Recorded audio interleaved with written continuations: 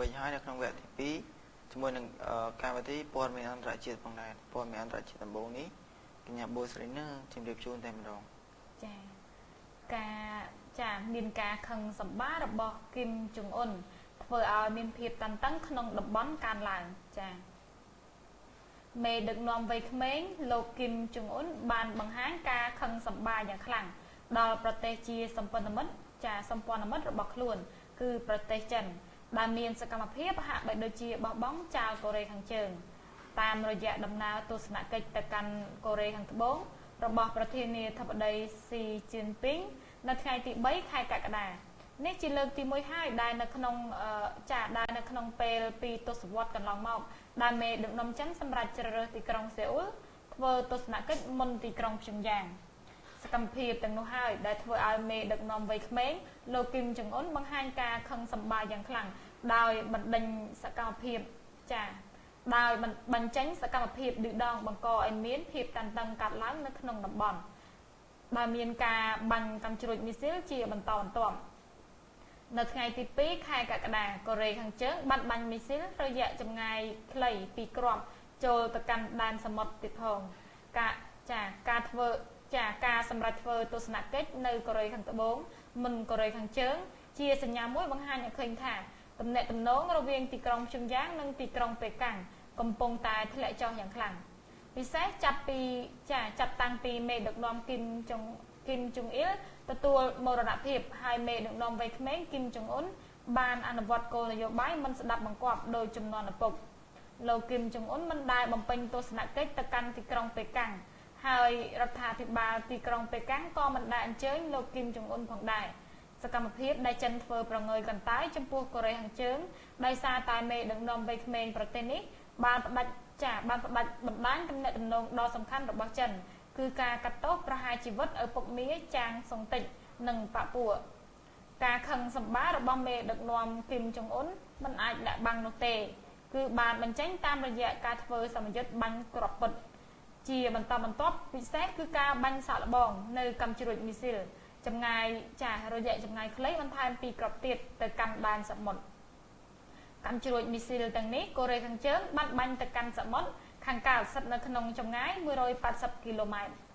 ដោយសារព័ត៌មាន U-Focus International ដែលជាគេហទំព័ររបស់ពលរដ្ឋកូរ៉េខាងជើងនៅក្នុងគឺនៅលើទឹកដីរបស់ប្រទេសបានដែលជាគេហទំព័ររបស់ពលរដ្ឋកូរ៉េខាងជើងដែលរស់នៅលើទឹកដីបរទេសបានបញ្ជាក់ថាពេលថ្មីនេះកូរ៉េខាងជើងបានអនុម័តលើសេចក្តីសម្រេចរិះគន់លើមេដឹកនាំស៊ីជីនពីងប្រធានាធិបតីចិនដែលមានគោលនយោបាយប្រើប្រាស់ទឹកប្រាក់ដើម្បីទាក់ទាញគ្រប់គ្រងទៅលើប្រទេសកូរ៉េខាងជើងកូរ៉េខាងជើងមិនបានចាត់ទុកប៉េកាំងថាជាសមមិត្តដែលមានភាពស្មោះត្រង់និង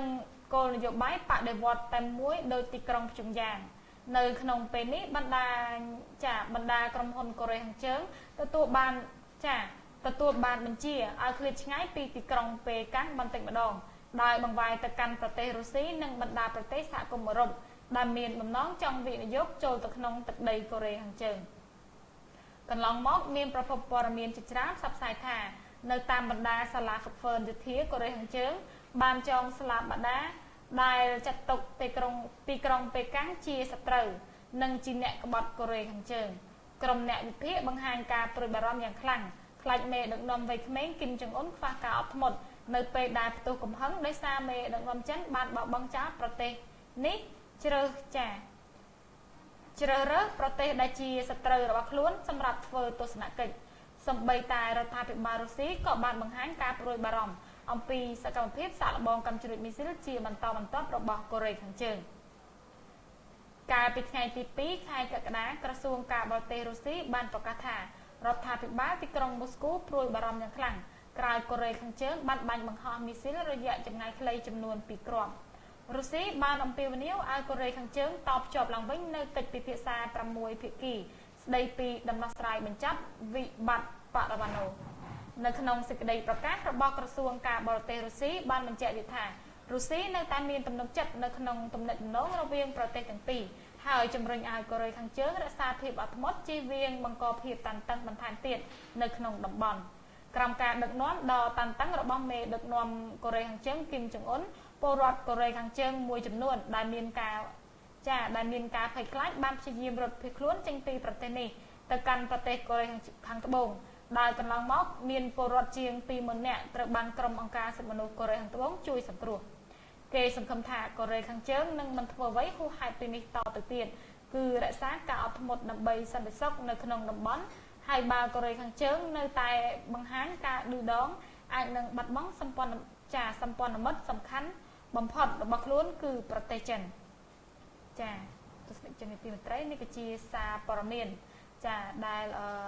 នៅក្នុងប្រទេសកូរ៉េខាងជើងផងដែរចាដោយមេដឹកនាំដល់វ័យក្មេងរបស់កូរ៉េខាងជើងចាគឺលោកគីមចុងអ៊ុនបានធ្វើឲ្យមានភាពតានតឹងនៅក្នុងតំបន់កាត់ឡើងដោយសារតែគាត់បានបាញ់កាំជ្រួចរយៈចម្ងាយខ្លីចាបាញ់កាំជ្រួចមីស៊ីលរយៈចម្ងាយខ្លីចំនួន2គ្រាប់ទៅកាន់សមុទ្រខាងត្បូងផងដែរចាដោយដំណើរទស្សនកិច្ចរបស់ប្រធានាធិបតីរបស់ចិនចាដែលគាត់បានទៅធ្វើការបំពេញទស្សនកិច្ចនៅប្រទេសកូរ៉េខាងត្បូងមុនទៅធ្វើឲ្យលោកប្រធានាធិបតីប្រទេសកូរ៉េខាងជើងគាត់មានការខឹងសម្បាផងដែរចាបាទឥឡូវចូលទៅព័ត៌មានមួយទៀតក្រុមខ្មាន់កំភ្លើងអ៊ីស្លាមចាប់កុមារមានអាយុពី10ឆ្នាំសម្រាប់បណ្ដោះ